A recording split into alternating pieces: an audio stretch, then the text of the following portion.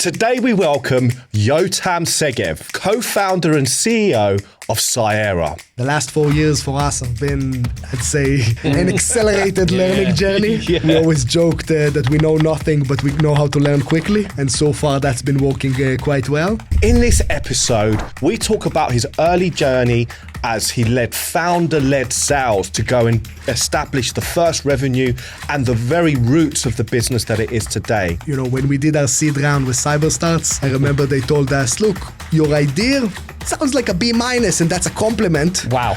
We're investing in the team. Wow. And if the customers tell us they want to buy that, we'll build it. But if they tell us they want to buy something else, we're going to build something else. We understand why this legendary founder is sending shockwaves in the cybersecurity industry. We believe nothing. Our compass is the customers. I have opinions. My co-founder's got opinions. My mom's got opinions too. We don't build products according to those opinions. Maybe your mother. My mother says something, we always do. That's for sure. Today, Cyera is close to 100 million in ARR. They have around 1.3 billion in VC backing and valued at 6 billion. In this episode, we reveal why this is his playbook. This episode is sponsored by PGAI and Cyera. Go and discover how these solutions can help amplify your sales execution. Check out the descriptions below. Welcome to Hunters and Unicorns. I'm Simon Kutis and I'm joined by my co-host Ollie Kune. Welcome back to the show, everyone. And it's with great pleasure that we introduce Yotam Segev. Yotam, welcome to the show. Thank you. Thank you for having me. It's an absolute pleasure, Yotam. Thank you so much for obviously coming to sit with us today. The pleasure is all mine. Excited for it. Here we go. By way of an introduction, you are the CEO and co-founder of Cyera. I mean, it's an organization that doesn't need an introduction because you guys are absolutely flying. At the point of recording, you're around 760 million in VC funding. You're very, very close to breaking that 100 million ARR, having only been 4 years old. You've just announced Frank Slootman on the board. I mean, there's so much amazing press around where you are and the journey that you guys are on. And today, we really want to talk about your journey, Yotam. We really want to understand your journey of change, transformation, because yes, it's been an amazing trajectory, but when you reflect on your journey, there's so much that you've gone through. So take us to the beginning, to the early days of what you thought this startup thing was, and then how that's evolved over time. That's very well put. I don't think I've seen it better put in the past. But going back in time to the origins of the company here. So first of all, we started out of a friendship, out of a partnership between Tamar, my co-founder, our CTO, and myself. We spent over a decade in the military in Israel together in cybersecurity, started our journey in Talpiot, Israel's elite technological leadership academy, lived in the same bunkhouse for 3 years, and, worked in 8200 in cyber for a decade. And really, that was the big incentive to get started, to do it together, to build something meaningful, something important, something we'd be proud of and enjoy leading. I think, that our background was very deep in tech. And like what we've done for the military for many years was deep tech. Tamar specifically in engineering and research. Our VP engineering, who's a classmate of ours, a friend from the very early days. Also, incredible engineering leadership. And as we started the company, we had a lot of learning to do, because it was our first company, still is, and probably will always be. And we had no prior experience, not in, proper product management, and definitely not in go-to-market. Like this whole world of selling software, marketing software was new to us. We knew nothing about it. So we had a lot of learning to do to really understand what it means to become a company.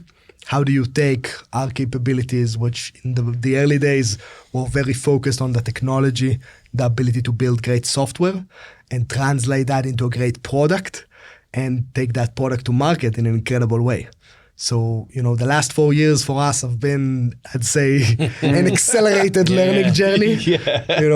We always joked that we know nothing, but we know how to learn quickly. And so far, that's been working quite well. And when you have the right teachers and you come with the right attitude, which is, truly a growth mindset, coming to learn every day, coming to learn from every person, every encounter, and you surround yourself with people who can teach you, then the learning can happen very, very quickly. And that's the execution that, you're seeing with the company today and is only going to continue to grow as we scale to $1 billion ARR and beyond. Let's start there. Let's start at that point of, okay, we believe we've got a product that somebody might want to buy, or that we believe that, can add value to this market. But what was your initial impressions of sales? What was the relationship like, and how much about sales did you know? Yeah. I won't answer your question, but I'll pick on a topic that you just touched on there. And you said that we believe adds value. Yeah. And I would flip that on its head and say we believe nothing. Right. We have one compass. Our compass is the customers. Right. We trust in the customers. And, when we did our seed round with CyberStarts, I remember they told us, look, your idea sounds like a B-, and that's a compliment. Wow. We're investing in the team. Wow. And if the customers tell us they want to buy that, we'll build it. But if they tell us they want to buy something else, we're going to build something else. We're just making sure we're all aligned. We're all on the same page here. Right. And luckily, we didn't build that idea because the customers did not want to buy it. Right. We stayed in the same space. We pivoted. We found where the real pain was and what was the best way to address that pain.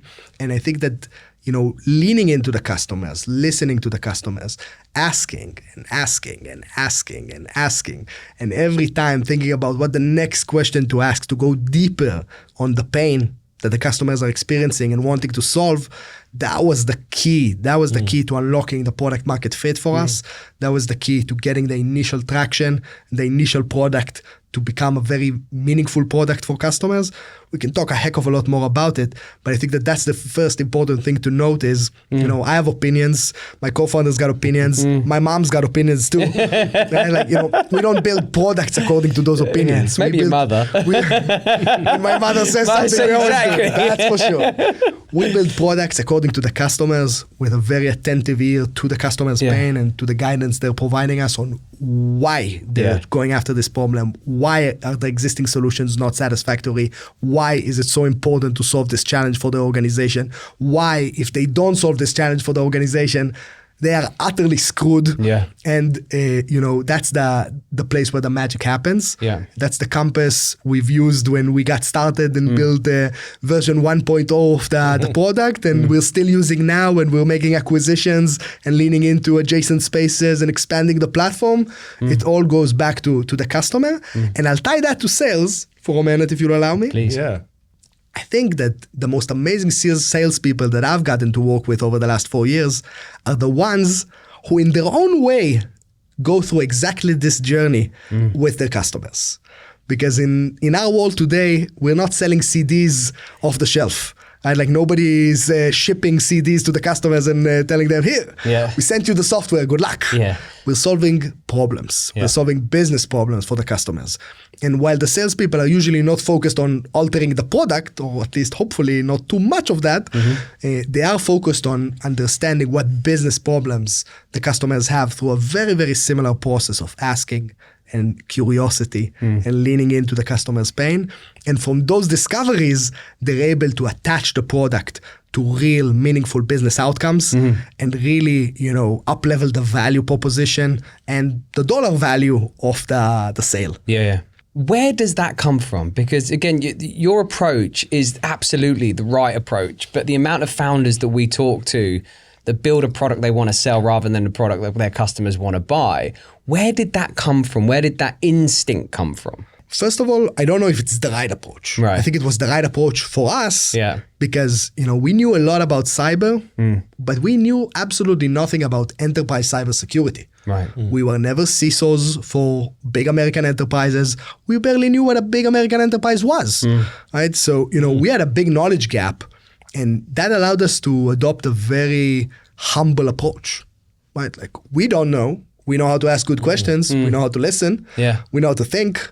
But, the customers do know. They've been doing this for 25 years. Yeah. Some of them for 35 years. Yeah. Like, they know quite a bit about what's not working in their world. And if we're able to lean into that, to build the intimacy and the trust, so they'll actually be able to open up with us. Because, you go on a first date with a CISO, he's not telling you about all the short givings in his program and, all the blind spots and all the things he's concerned about. Yeah. You have to really earn their trust. You have to become a trusted partner in order to really get that intimacy and to get that exposure. But once you do that, a magical world unlocks. Yeah. And that's a world where you can really learn so much about what they need and how to potentially solution for that. That was the process and the origin for us. What was your role in that phase? So were you actually cold calling? Were you sending cold emails? How did you approach that phase? Yeah. So in those early days, we were doing a ton of pipe generation ourselves. Not that we're not doing a ton of pipe generation today. We still are. Both Tamar and me are, completely dedicated to the sales motion, to the go-to-market, and to continuing to accelerate the company in the market. But back in the day, getting those meetings was a challenge.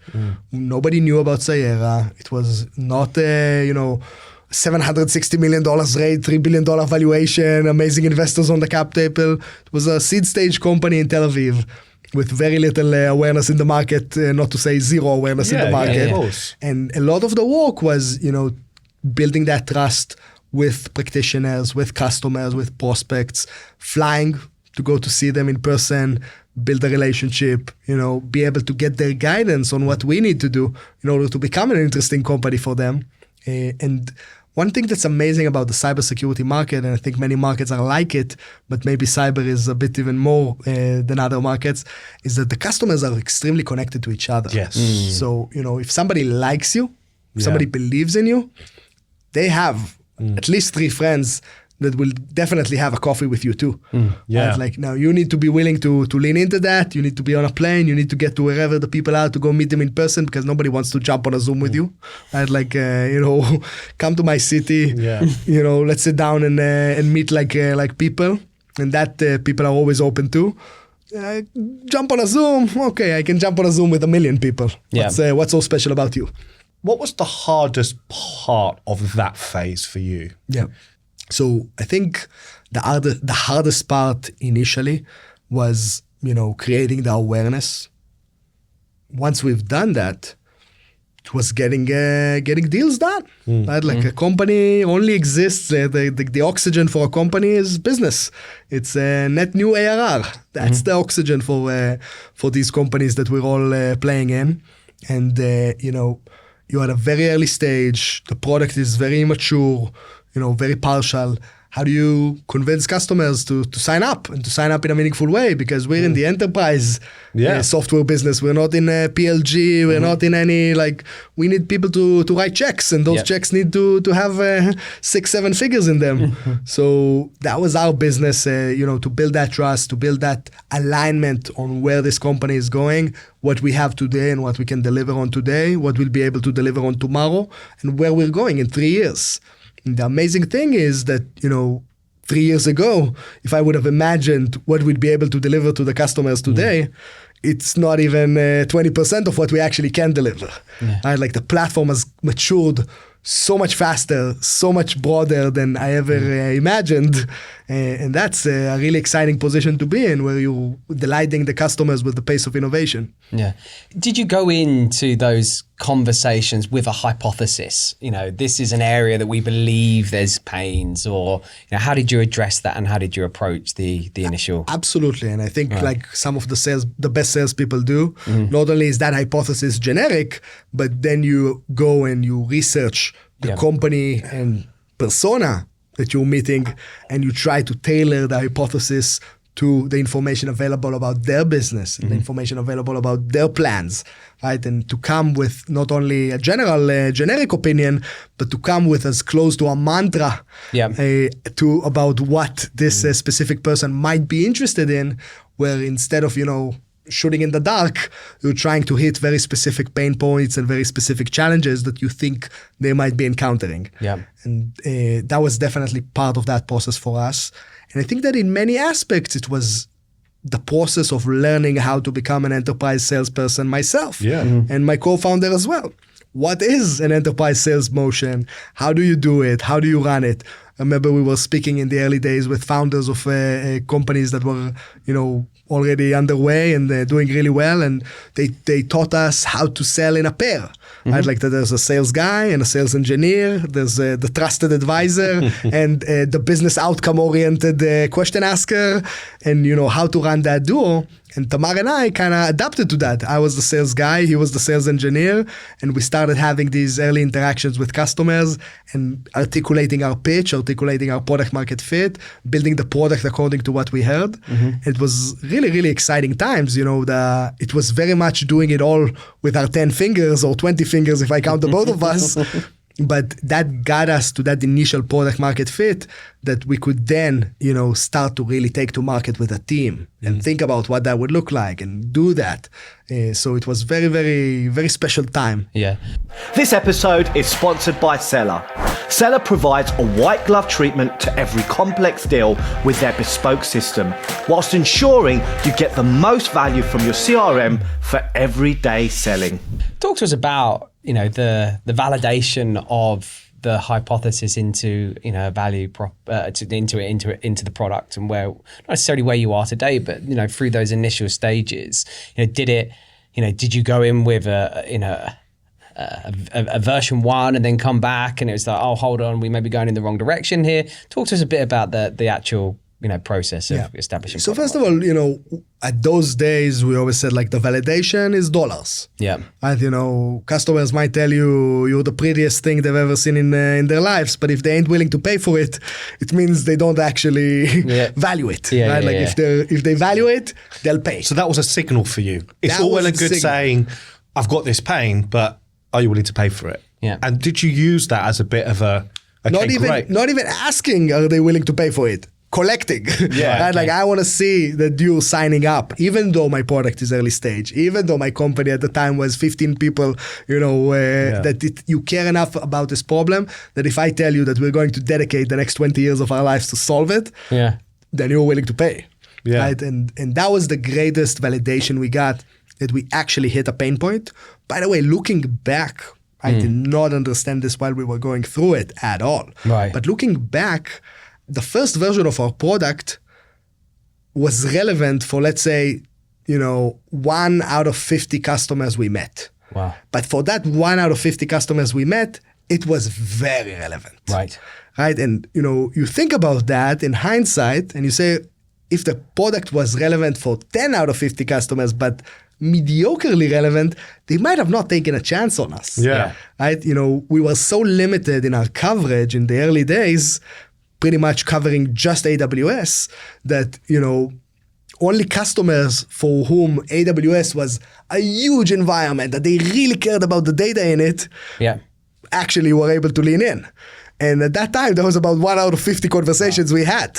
Right? Like today, Cyera is relevant to every enterprise, right? Like no matter what their tech stack is, no matter where they're playing. But think about that process, right? Like, sometimes when the salespeople are frustrated with something, I tell them, look, buddy, back in the day, I had to disqualify 49 out of 50 customers because they just didn't have the right tech stack and we had no coverage. So that was like literally version 1 of the product was very limited in that aspect. But luckily for us, those customers that did have a massive enterprise AWS ecosystem, some of them were, startups, some of them were big enterprises that had just gone through a big lift and shift into AWS. Those customers really, really cared, and they were willing to lean in and they were willing to pay up. And that gave us the signal we needed. And we believed that as the platform broadens and as we, the awareness for this challenge and solution grows, it will become relevant for more and more customers. And that's what we're seeing today. Yeah. So you could see that at that point, we're building this for AWS because that's obviously where we're putting our resources. But actually, knowing that this is a problem, it's going to be a problem in Azure and Google Cloud or wherever. So that was part of your thought process for really validating that? Was that always the plan? Yes. No, that we understood that, of course, we'll need to broaden it. Yeah. You know, if you would have asked me back then how broad it would be compared to where we are today, I couldn't have even imagined we'd be where we are today in terms of breadth and depth of the platform. Like we've outdone my expectations significantly. But part of that was also, you know, the move to the States, you know, packing my family up, Tamar packing up in his family and moving over here to the States, ingraining ourselves in the US enterprise culture and really understanding the scale and depth of the market, which is something that, you know, honestly from Tel Aviv, it's impossible to grasp. It's impossible to understand, you know, how many enterprises there are in the States, how many enterprises that are buying this type of software and how big the market is. You only think about like, you know, the top at the top of the market, but there's so many companies that need these solutions and, you know, will probably be buying them as a brand new line item 25 years from now. There'll still be companies that are buying DSPM as a new investment in data security. Moving away from founder-led sales and starting to now build, you know, a team or bringing on your first seller, did you go bringing your first seller first? Did you bring in a leader to help you scale? What was your process of moving away from founder-led sales? Yeah. So I think the first year for us was extremely tough, right? Like the first year selling, we started with founder-led sales. We tried to hire a team, but we hired the wrong team for us. Right? Like it wasn't a great fit for where the market was. It wasn't a great fit for what the work that needed to be done was. And what were you looking for? I think this is a really important point. What is it that you were looking for when you first thought, I need sellers, that turned out not to be right? What did you I think had you need? no idea. That is So you just thought a salesperson's a salesperson. that is the truth. Yeah. You know, I knew zero salespeople at the time. Yep. I wanted somebody who could sell this product to customers. I didn't know what that means. I didn't know what it takes. I didn't know what it means to do it in an early market, category defining, where, you know, the customer's awareness to DSPM at that time was zero. Right? Like there was no awareness to DSPM. So, you're knocking on somebody's door and you're telling them, hey, I'd like to sell you a new gadget for your kitchen you never heard of. And they're like slamming the door in your face. Get out of here, buddy. Like if my neighbor doesn't have it, I don't even want to hear it. So, you know, that was the experience in those days. And I think we had a team that was, you know, kind of running a steady business before that, very, very well ingrained into the market, not much growth. You know, they were pretty much farming that business year over year, and it was a good business. It was in a relevant space, and we thought that could work. But, you know, little did we know what hunters were. So were you saying that you went for people with an adjacent domain experience at that point? Yeah, they were in a very close domain in terms of like the subject matter expertise, but in a very steady business. And we were a business that was trying to, you know, earn a name for ourselves in the market. Nobody knew who we are. We were fighting for 100K deals like they, you know, that was every 100K deal was life. Right? Like, so, you know, we needed a very, very different attitude and a very, very different type of DNA for what we needed to accomplish in the market. So the first year was a tough year. Right? Like we went from doing like $500,000 a quarter to doing zero with a team. And it was like, wow, what just happened? It's not working. We had to reboot the whole system. Luckily, at that time, I was already here on the ground in the States, running around every day, every week, hitting up customers on LinkedIn. Hey, I'm in your city next week. You know, do you have any time to meet for coffee? Yes, okay, booking the ticket. You know, that was the work I was doing on the ground. Where were you getting that advice from in the hiring domain or your approach to hiring that first team? Were you getting any advice? Were you told? Even if it was the wrong advice. Even if it's the wrong advice. So, we did that even before the A round, right? Like literally as a seed stage company. And I think that team was exceptional for where the company was, right? Like, you know, and they tried their hardest. And it just, you know, the market was so early. And I didn't know how to explain to them what needed to get done and what it would look like. Because I didn't know myself, right? Like, you know, we were living through it. There was clear indications that what we were doing was not working, but, you know, we had to try and we had to figure it out. And I think that, I had to learn on my own 2 feet how to, help others sell this product.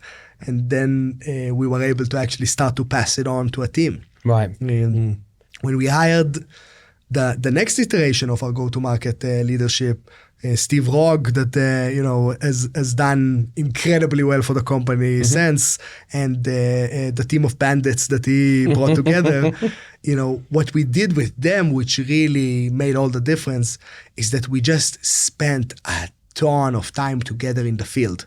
Right. And I think that the first way, there was no enablement program. We didn't know how to teach somebody to sell Cyera, but at that point we already knew how to sell Cyera. And they just stuck to us like gum to your shoe. Yeah. And we were running together. And, one of our first sales guys, John Lomas. So, I think we were spending something like 10 weeks on the road together. Week after week after week after week. One night we were like, after a customer dinner, some city, and we're sitting having a whiskey at the end of the evening. He's telling me, Yotam, I'm spending much more time than I'm spending with my wife. It's like me and you. And I was like, that's good. Yeah. And, I think that was the first stage to really, have these first salespeople that were also very talented, very experienced, and very, very, very driven. I don't think anybody knows what they sign up for when they're joining a $1 million ARR company, but, they knew they were signing up for something tough. Yeah.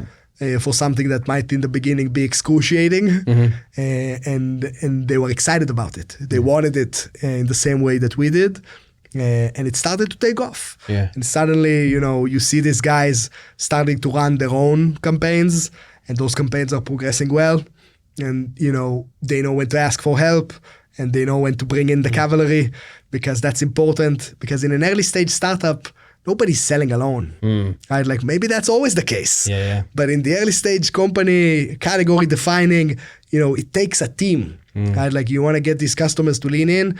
They need to meet 20, 30 people in your company, and every person they meet, they got to say, wow, that person had stars in their eyes, right? Like they were passionate about what they're doing. Like, I don't know what they're doing, but I believe that, I believe they will get it done.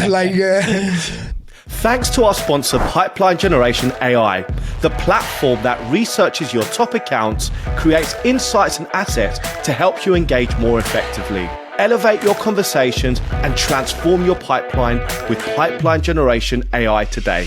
So what changed then? And what was it? Just you learned from your own experience, or at that point had you received your first round and you were getting advice from the VC and peak mentors around you? That was the biggest change. Is we realized that there's not going to be this moment, or at least not at that point in time, where you pass the baton off to the sales team and you wish them good luck. Yeah. It's like, hey guys, go sell the product. We'll manage the company. Yeah. That's not going to happen, right? Like, it's not happening now, but it definitely couldn't happen back then. That's a very simple realization that we just didn't have. That, we are going to have to stay engaged in the sales, especially today. It's more focused on the strategic, but back then it was every deal. Yeah. We're going to have to stay engaged forever, because if you want somebody to put trust in a company that's so early, they want to look the founders in the eyes. They want to like what they see. Yeah. They want to believe in you. Yeah. And a salesperson can be the greatest salesperson in the world, but they can't give the customers that assurance, that trust. Yeah. Right? And we realized that it's a team sport. And we started working very, very closely together, all of us. And there was no ego between all of us. Nobody expected to be able to do it independently. I didn't expect to do it alone, and they didn't expect to do it alone. We both were very much aligned that we were doing it together, and we were going to make the magic happen together, and we still are to this day. So obviously, your organization went through an amazing transition in the sense that there was no category of DSPM, and then all of a sudden now it is a very, very, it's not established market, but I think it's something that's really high up on the agenda for most organizations. It's something that they all care, or most of them care about. How have you now found managing that transition in the type of sales organization that you're building, the type of business you're building, and what opportunities is that bringing for you? Yeah. The market has changed tremendously for us, and in many regards, what we're experiencing is kind of like the perfect storm. Yeah. Right? A lot of the macro trends and a lot of the changes in the business have been really good for us. I like to joke that this business had legs before AI came into the game, but with AI, it now has wings. Right? So, it's really been an incredible opportunity for us to support enterprises in their secure, responsible AI adoption. I think that the company now has more than 100 sellers across the globe, and that number is growing very, very rapidly. We're probably going to grow to 200 this year or even beyond that. And I think that those sellers are still required to evangelize, right? It's not done, right? As much as you feel like there's awareness and the market is there, I would say that it's the early adopter market, right? Like the main market, what we call crossing the chasm. Yeah. There's still a long path to get there, but they're not educating from zero.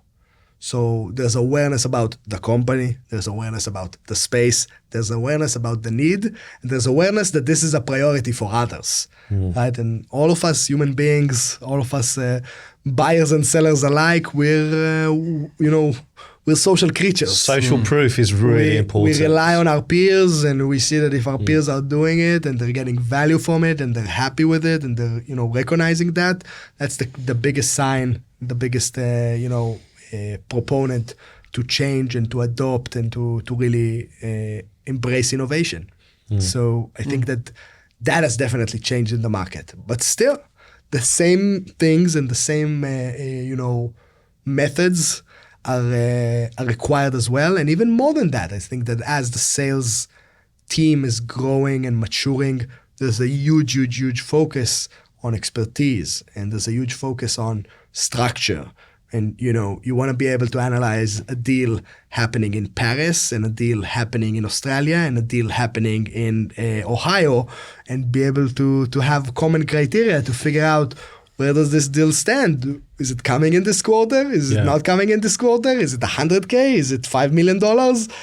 What are we looking at here? So, the game evolves and changes with the scale. And, for us these days, it's very much about scaling the go-to-market in a very, very big way, ramping quickly into that, being able to assure that the sellers get success year after year, make a lot of money, make a good name for themselves, do well by their customers, to start to create I'd say robust business with longevity that can really sustain hyper growth for many, many, many more years to come. You started touching on this at the very beginning of this, conversation, which was around, what good sellers are, right? Which is great discovery, great identifying pain. Now, in a way, everybody does that, but to what level? But what other components have you kind of experienced, and what other elements, and have you experienced average selling to exceptional selling? Yeah. So, if I had to say like the three characteristics that I, very simply would tag as great sellers, curious is the most important one. Paranoid is crucial in enterprise sales. Detail orientated, really analyzing. Paranoid, uncomfortable. Yeah. The best sellers, even when the customer has the pen in their hand and their hand is over the paper, they still don't feel comfortable, right? Like, they are still agitated, uncomfortable. At any minute, a competitor can come and steal my deal. Until the deal is in, and sometimes until the money is collected, right? They're still in it, right? Like, and that's been a big quality for success in my mind. And the last one is hungry. Right? I think drive is many times overlooked as such an important thing, but some of us are prettier, some of us are uglier, some of us are smarter, some of us might not be as smart, but whoever wants it more makes such a big difference in everything that happens. Right? That drive, that hunger, you can't teach it. It's got to be something that comes from the inside, from, competitiveness, ambition. And when people have it, you just see you just see the results, come in a different pace at a different volume.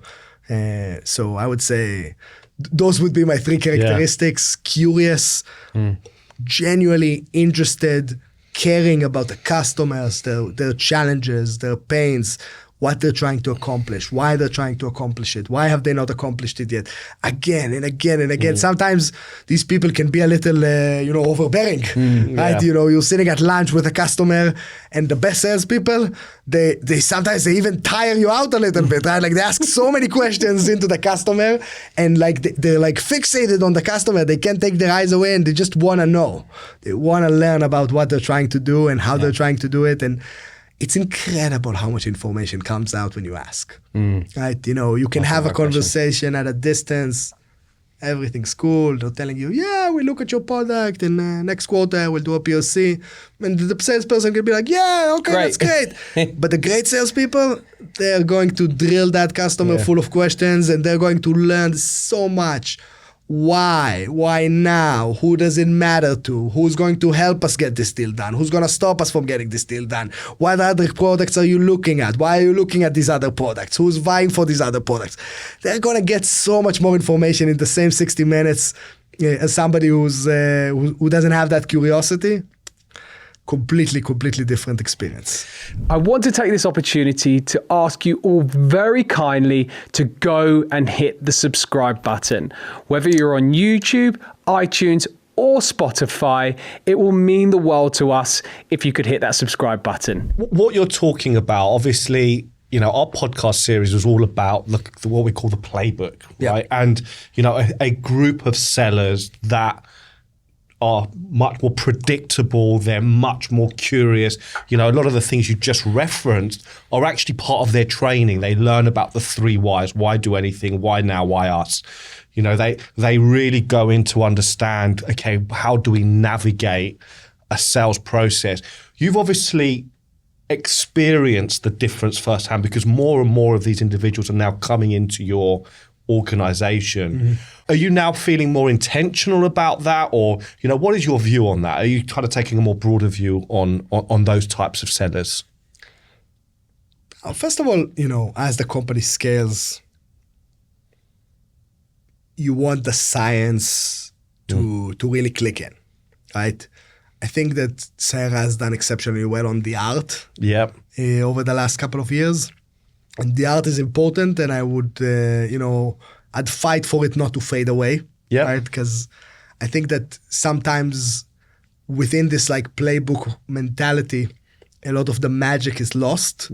And I'll say what that magic is for me, first of all. The first magic is excitement. When I talk to my customers and they tell me about my company, the first thing they tell me is not how great the product is or not how wonderful it is that we raised a lot of money. They tell me every person I met at Cyera seemed to be super excited about what you do and about the company and about the value you're delivering customers. And, excitement sounds simple, sounds basic. But, some people forget it. They show up, I'd say even stale, right? Like they're doing some manual work, some tedious work, some labor that needs to be done.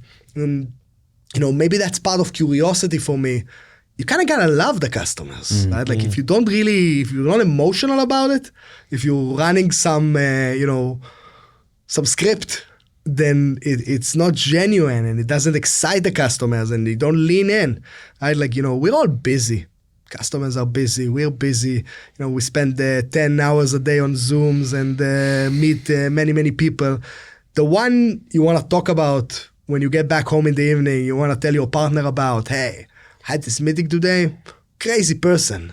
Great energy though. He was so excited. He was so excited about what his company does. Like, he blew me away. I was ready to sign. So, I think you gotta have that mix. Right? Like you want the structure, you want the discipline, you want the playbook, and you definitely need it in order to scale to the places that we're going to. But you want to keep that level of engagement, that level of emotion, that level of personal connection, because that's crucial as well, right? And that's when I look at our hiring or, the people that we want to bring into the company, of course it matters and it makes a huge difference when you've got somebody who's done it before and has got the right training and has got the right pedigree and went to the best sales schools and out there.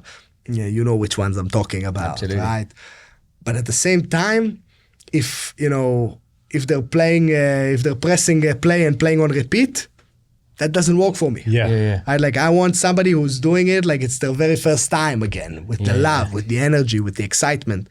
And those people, there's no roof, there's no ceiling too high for them, right? Like how well they can do. Yeah.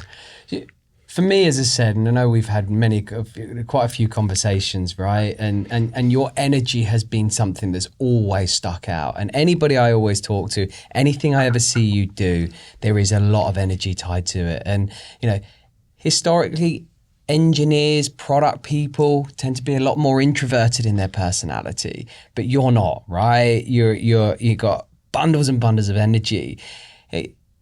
Would you say would you agree with that statement? First of all, would you say that based upon other co-founders or maybe even your other partners, are they similar to you in personality or? Yeah, I think energy is a magical thing. Yeah, right? Like how to understand it, how to put your arms around it. Yeah, I like to enjoy the things I do in my day. And, I think it's a matter of mindset more than anything else, right? I'll tell you a story, Please. Okay?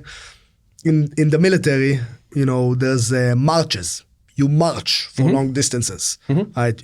20 miles, 30 miles, carrying a lot of equipment. And I remember when I went in, my dad told me something that really stuck with me. He told me, Yotam, when the company, the battalion is marching, one guy is at the head of the column and one guy is at the end of the column. They're both walking at the same pace.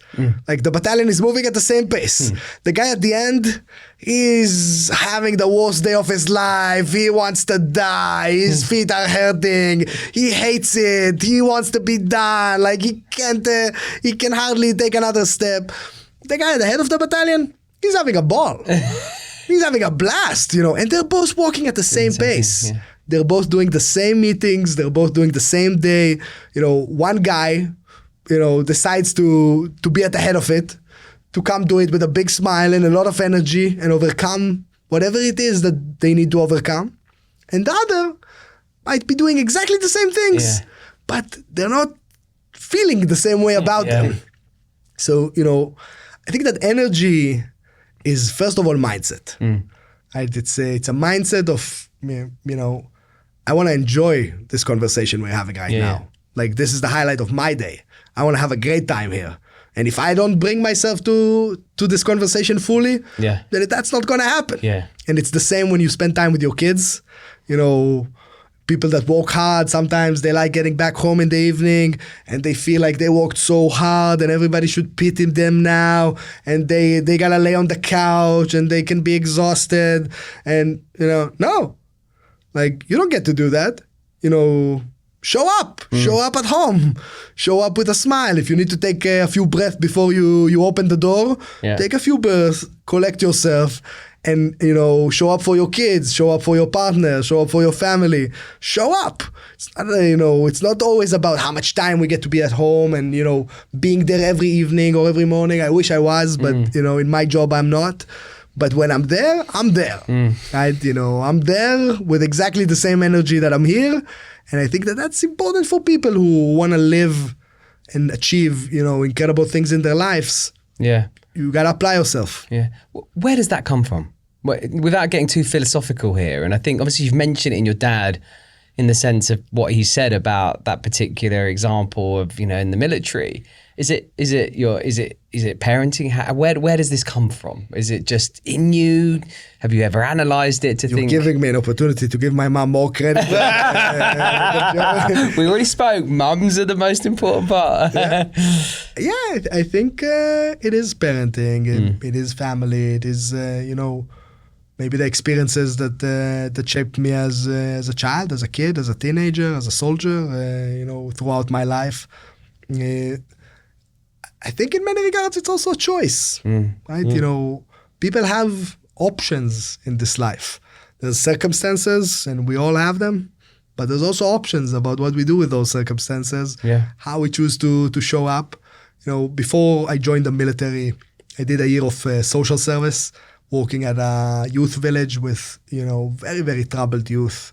Stories that, you know, would make the hair on the back of your head stand, like, you know, personal trauma, challenges. And one of the things, I was 18 at the time, and, you know, we'd show up to breakfast every day. And there was one girl that had a particularly horrid family story, life story. And she would show up every morning with a smile from ear to ear. Good morning to everybody, and showering everybody with smiles and spreading happiness all around her.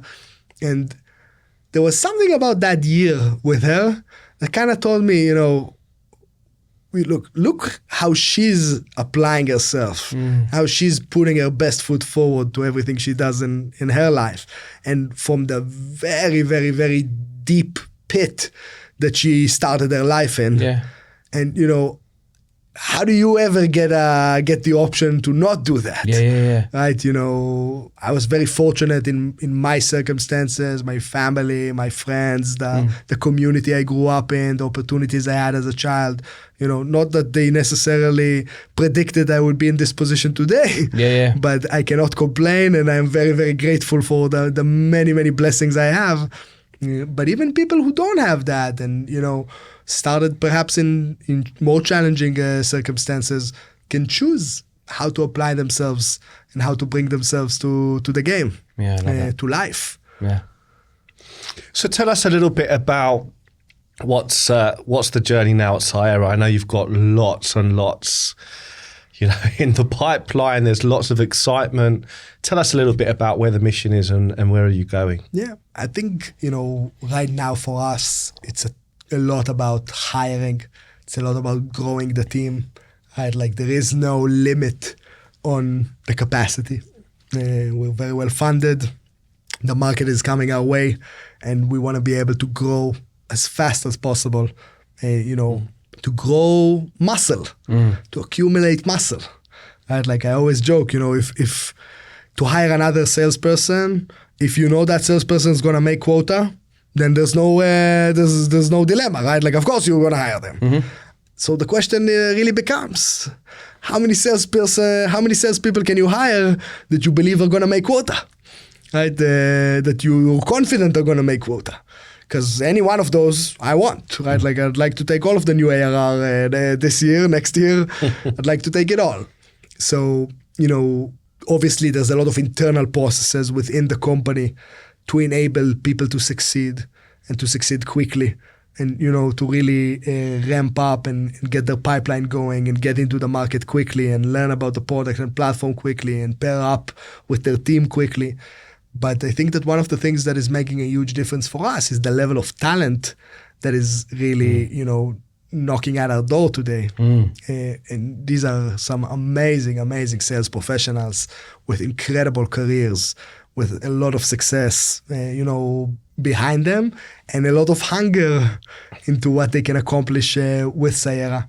And, you know, it's pretty incredible to see what a proficient, experienced enterprise salesperson that still's got that edge, that still wants to fight, that wants to show up every day, you know, with stars in their eyes, what they can achieve in the market is wow. It's just, you know, mind-blowing. I think that we're continuing to hone our profession, right? Sales has got so much depth to it, so much intricacy, and we're doing it in a world that is extremely dynamic. Our market is dynamic. What's top of mind for the customers is changing all the time. Our platform is dynamic. We're making acquisitions. We're launching new products. You know, it's an ever-moving, living organism.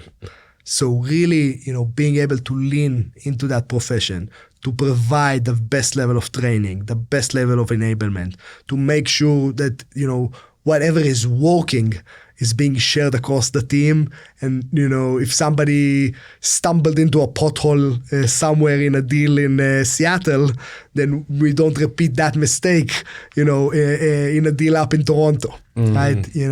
How do we share that information? How do we keep that team collaboration and cohesiveness that we had when the team was small as the team starts to scale up and grow? Yeah. Obviously, you mentioned at the beginning of this interview, your two business partners, obviously Yotam and the CTO. Tamar, my co-founder. Sorry, yeah. You mentioned the fact that you knew right away that you wanted to get into business together. What is it about, the dynamic between the three of you that really enabled you to say, okay, you're the right person to go into business with? Yeah, so exactly when the same way when you hire salespeople. What's the best way to know if somebody's good? If you've worked with him in the past. Yeah. Or if you haven't worked with him in the past, then somebody you worked with that you really, really, really appreciate has worked with them in the past. And 30-minute, 60-minute interview can be nice, but it's really hard to know. Yeah. Right? It's really, really hard to know. So Tamar, my co-founder, we worked together for a very long time. We've been side by side since 2010. It's 15 years now. Wow. So, while he's still the person that holds me on the shortest leash. Somebody needs to. even shorter than my wife in many regards. He's also a partner that I have complete and utter trust with. Yeah. I trust him with my kids. I trust him with my wife. I trust him with my life, in every regard. And I think that, we also made a decision pretty early on that the partnership matters more than any specific decision we need to make. Yeah. Right? And that doesn't mean we don't argue. We argue fiercely. Yeah. But at the end of the day, we have to both remember all the time, and it's not just the two of us, it's the whole leadership team and the whole company in that sense, that we don't have any time for politics and all of that bullshit, right? We got a big prize ahead of us. We're trying to build a legendary company.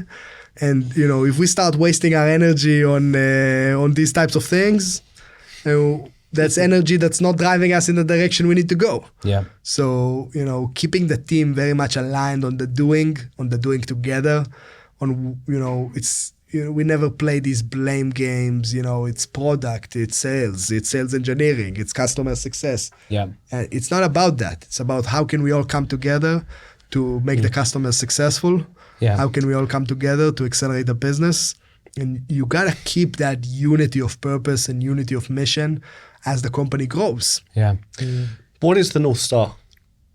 The North Star is to build a very important company. I think that have you set yourselves any specific targets? Are we talking, we want to IPO? Are we, have you got any aspirations that are really kind of underpinning What's a legendary company? Yeah, I think, the world is humbling. You look at the world we live in, it's changing all the time, right? How much change have we seen just in the last 6 months? It's, almost incomprehensible. Yeah. So I think that when we're looking at our aspirations, we want to stay focused on the things that we control, right? We have two missions in this company. We're taking product to market and we're building product, right? And we're building the right product to help our customers succeed and, win in their tasks and in their missions.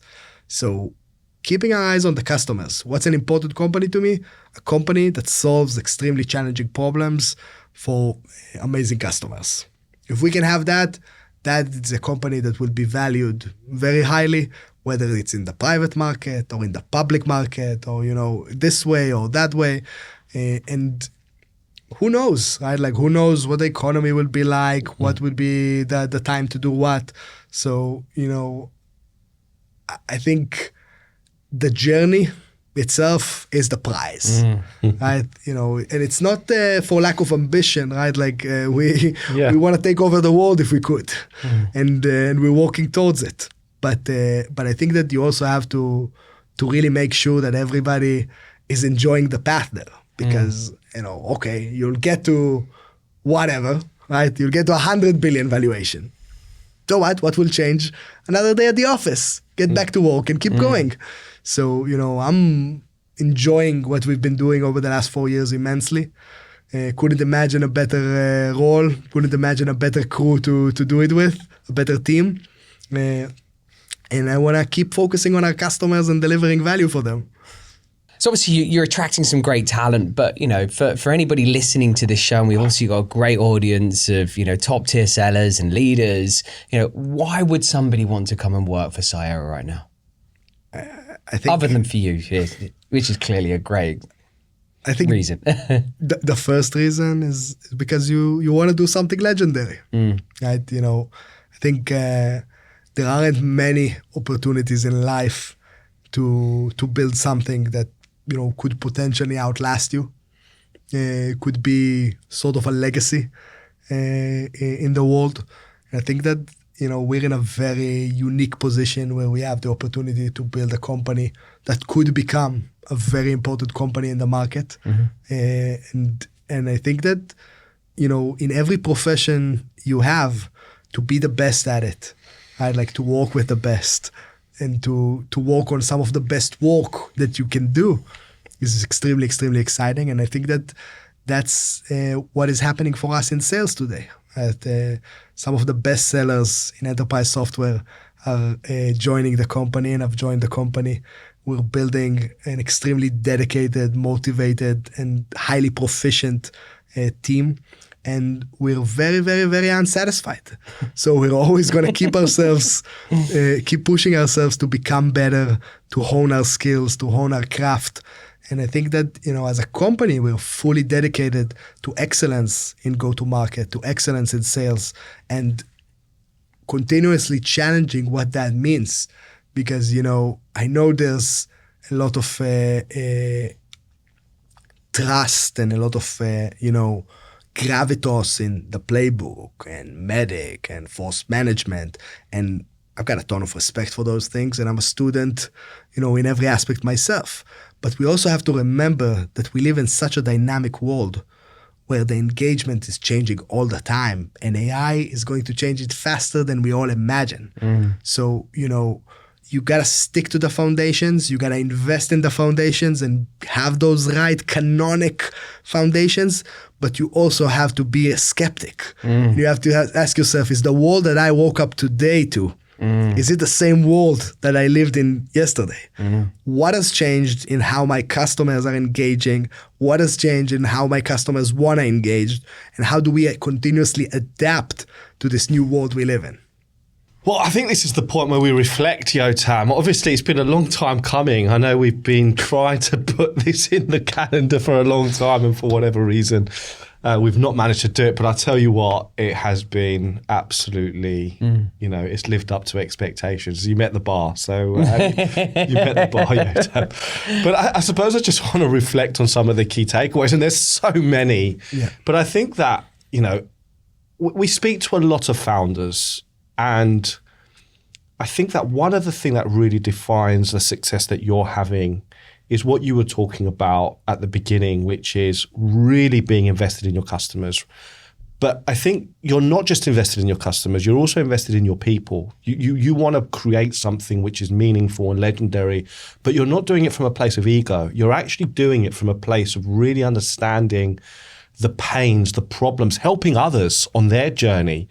And I think that is really kind of propelled you. And to your point, you mentioned that the product roadmap of where your company is beyond what you imagined. But that's because you've passed on that mindset of finding pains. And so you're creating that perpetual growth.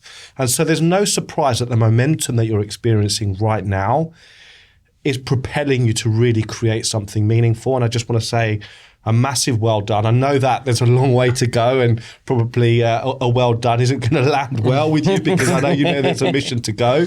But I think there's a lot of credit that's due, and we're really excited to see where you go and to be part of that journey. So thanks for sharing your story with us.